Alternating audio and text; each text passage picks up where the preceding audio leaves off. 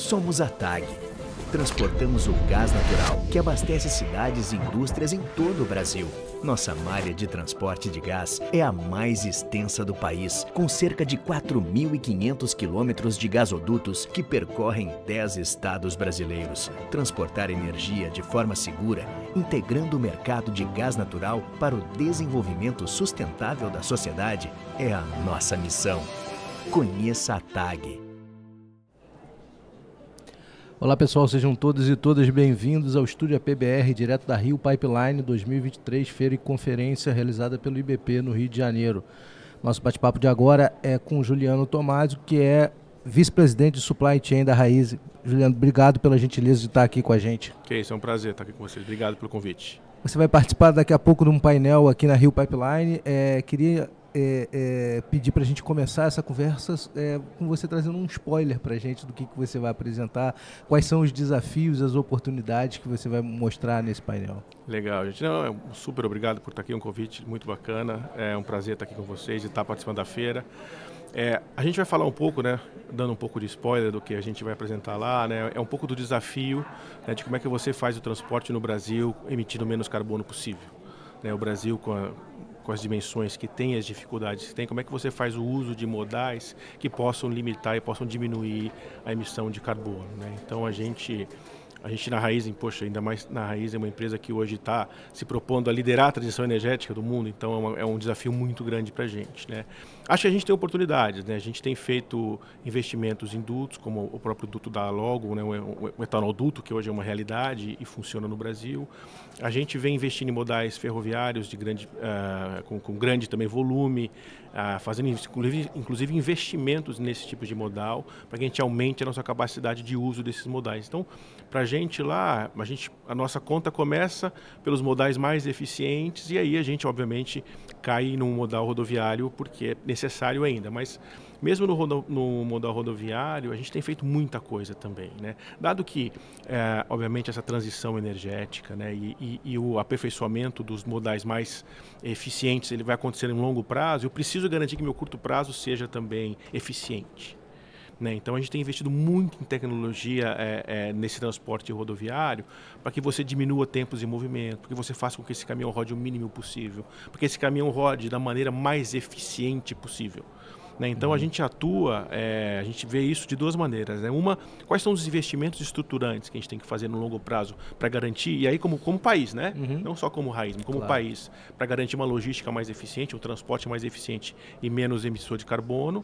E hoje, no curto prazo, com a realidade que temos, né, com os ativos que temos, o que a gente consegue fazer para melhorar o mundo já? Né? Como é que a gente já consegue impactar com o que a gente tem hoje de tecnologia disponível? Então acho que isso é um pouco do que a gente vai falar, né, dessas duas frentes aí que a gente vai ter que conviver, evidentemente, nos próximos anos. Eu vou trazer para você então uma pergunta que você mesmo levantou aqui. Quais são os investimentos que a gente precisa fazer para que a gente melhore isso? Quando a gente olha, né, a infraestrutura dutoviária brasileira comparado com alguns outros países, né, você vê que outros países têm muito mais, essa estrutura está muito mais madura. Né, e mesmo a ferroviária, né? O Brasil agora, nos últimos anos, que tem conseguido expandir a malha ferroviária, né, com os novos passos que a própria Rumo está dando. Então, assim, a gente começa a caminhar nesse sentido para ter um negócio um pouco mais eficiente do ponto de vista logístico. Acho que tem uma jornada de longo prazo para ser feita, alguns avanços foram feitos, a gente teve algumas privatizações também de infraestruturas nos últimos anos, isso ajuda, né, isso fomenta e traz investimento para essa área e você começa a movimentar isso, mas sim, acho que é uma jornada, a gente vai estar acho que o secretário executivo vai estar com a gente lá de infraestrutura também, ele deve contar alguma coisa do que vai vir também de apoio do governo, porque a gente precisa de previsibilidade, né, e regras claras para que a gente também possa investir, porque a gente acredita que a gente tem que investir, deve investir para melhorar a logística como um todo, né? A gente faz uso desse esse como um todo, né? Então acho que é isso, né? Como é que a gente tem uma linha mais clara do que vai acontecer para o futuro. Descarbonizar esse transporte de combustíveis, talvez duto, falando exclusivamente de duto, falando exclusivamente de descarbonizar, talvez duto seja o caminho melhor para isso, não levando em consideração a variável econômica. Né? Isso, obviamente, né, o investimento dutoviário ele é caro, por natureza, por definição, Né? O último grande investimento do Toviário no Brasil foi o duto da Logom, por acaso, né? Ele foi que é uma obra de engenharia belíssima até se pensar, né? De quantidade da onde a gente partiu, da onde a gente chegou com esse duto, né? Lá do Mato Grosso, praticamente até São Paulo hoje, né? Então, assim, é um investimento muito grande. Mas sim, ele é o transporte mais eficiente que você pode ter, né? Assim, se a gente pudesse ter nessa malha rodoviária expandida, sem dúvida nenhuma, é o transporte com a menor pegada de carbono possível. Né? O que a gente precisaria ter para repetir um investimento desse? É demanda, é oferta, aquela questão do a Logom, ela veio muito pelo etanol, né? A gente entendia, né, o aumento de produção de etanol no Centro-Oeste, o aumento desse modelo. Porque na verdade é o seguinte, né, acho que a Logom, ela foi muito feliz no que fez, porque o etanol é um combustível para descarbonização. Sim. Né? Ele emite 90% menos CO2 do que a gasolina. Então ele por si é um veículo de descarbonização. Então quando eu torno ele mais eficiente do ponto de vista logístico, eu passo a fazer com que o etanol possa atingir não só o Brasil, mas outros países do mundo. Né? Então eu acho que assim, né, a Logom, ela pegou né, foi interessante porque ela consegue conectar as duas coisas, um combustível que ele é mais eficiente mesmo, ele é mais verde, né, com uma logística super eficiente. Então assim, os países do mundo que avançaram muito, alguns também tiveram apoio de governo, alguns mandatos de eficiência, né, algum apoio. Os Estados Unidos tem agora, né, tá apoiando brutalmente lá, né, a construção de soluções verdes para o país. Então, assim, é um conjunto de coisas entre iniciativa privada e governo para que essa agenda avance. Né? E você acha que a gente pode chegar ao nível de aumentar a nossa capacidade de transporte de dutos, por exemplo, por conta de uma política desse tipo? Eu acho que sim. Eu acho que sim. Acho que a gente... mais uma vez, é um investimento mais caro. Ele é o mais caro investimento. Então, assim, para que ele tem que ser olhado com uma ótica de muito longo prazo. Né? Você não constrói um duto para 1 ano, para 5 anos. Você constrói um duto para 20 anos. Sim. Pelo menos, né? Isso, exatamente. Pelo menos como horizonte de projeto, 20 anos. Então, se você precisa ter a clareza de que vai acontecer nesses seus 20 anos, entendeu? Esse é um pouco do desafio desses transportes de alta volumetria. E no mundo em transição, né? Não dá muito para a gente prever como é que vai ser o mercado de combustíveis em 2050, né? É difícil, né? Não, a gente não conseguiu ainda não. Realmente é muito... Assim, a transição ela existe, ela é um fato. Agora, é muito difícil, como você já disse, né? Como é que você calibra isso na linha do tempo? O que vai ser 2050? Cara, é difícil você calibrar isso. Né? Então, acho que você tem razão. Acho que tem um desafio também da mudança do mundo. Né? Será que esse é o investimento agora, daqui a 20 anos, é o mesmo investimento, é o mesmo valor de ativo? Por isso que eu comecei a minha colocação com você. Acho que assim, né, a gente não pode deixar de olhar nada disso.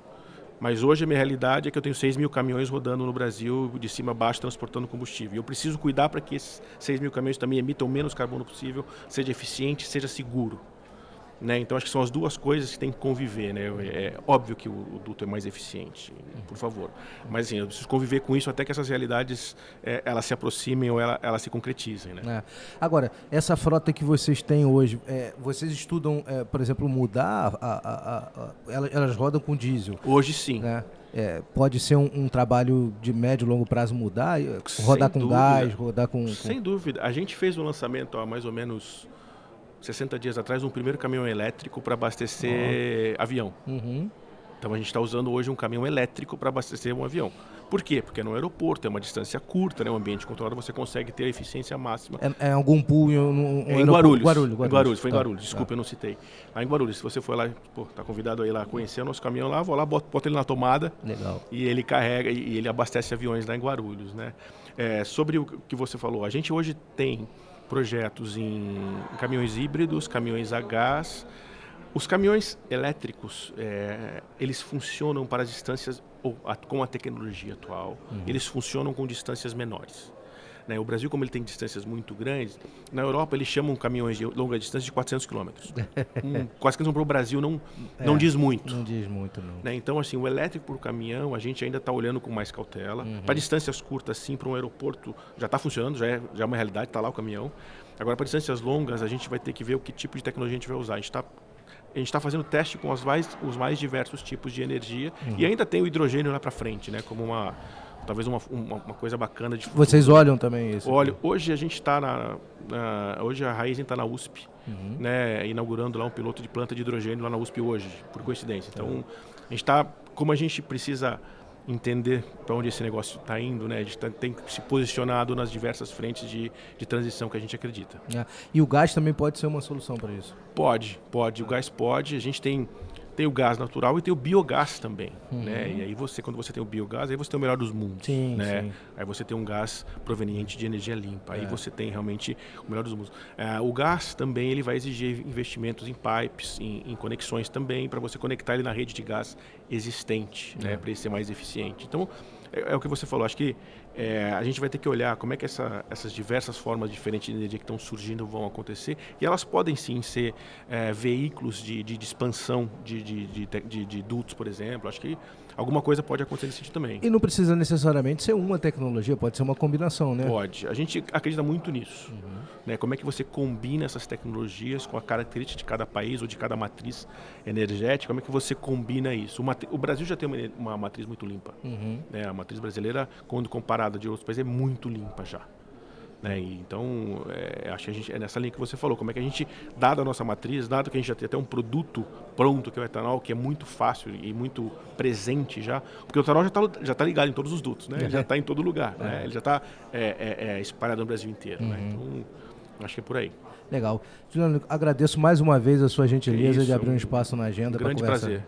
Obrigado. Obrigado a você que está assistindo a gente. Continua acompanhando a Rio Pipeline 2023 pelos canais da agência PBR nas redes sociais. Assine nosso canal no YouTube e não perca nenhuma das nossas entrevistas.